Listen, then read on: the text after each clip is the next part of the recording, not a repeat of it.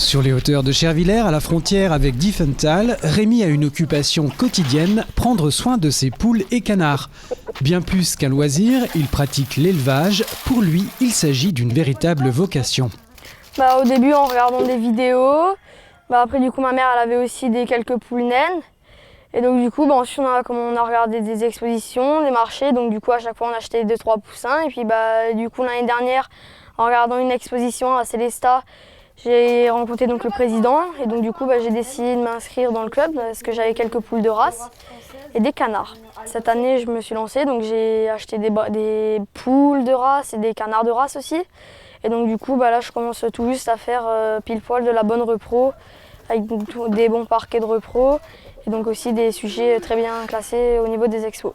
À 12 ans à peine, Rémi en connaît un rayon. Il est capable de donner les caractéristiques de chacune de ses poules de race. Si maintenant on prend l'exemple de l'Alsace noire, donc la patte doit être bleu-noir, très foncé. Donc chez une poule, il ne doit pas y avoir d'ergot que chez le coq, oui. Ensuite au niveau du regard, la crête doit être, donc la fin de la crête doit remonter en pique.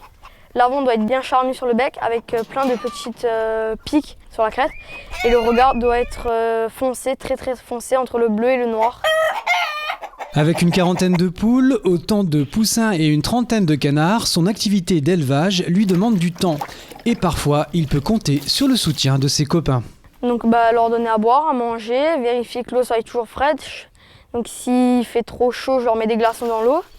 Donc toujours à l'ombre. Et puis ramasser des œufs. Et puis si elles veulent couver, les laisser couver. Et surtout de l'herbe et un grand parc. Donc après, du coup Timothée il vient souvent m'aider, donc ce qui est surtout pour bricoler.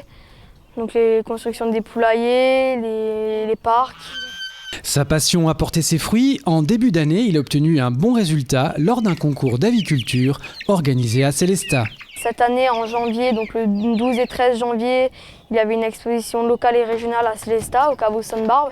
Et donc j'étais primée 3e avec une canne mignon blanche. Donc elle avait fait 96, donc elle était 3e avec moi. Dans quelques années, Rémi compte en faire son métier. Il aimerait pouvoir profiter du domaine familial pour y aménager de grands parcs adaptés à ses animaux. Mais pour le moment, les espaces en question sont dédiés aux chevaux de sa maman, tandis que pour lui, les études se poursuivent.